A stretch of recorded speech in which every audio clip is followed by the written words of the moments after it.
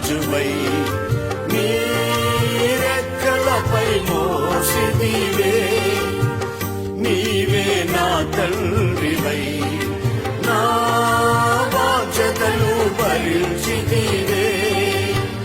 యెహోవా నిన్నే మహిమ పరచెద స్తుతి గీతాలతో స్తుతి గీతాలతో.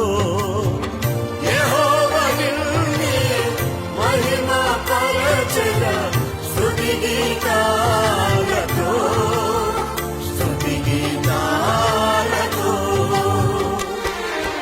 అత్యున్నత సింహాసనముపై ఆసీనుడా దేవదూతలు ఆరాధించు పరిశుద్ధుడా యేసయ్యా.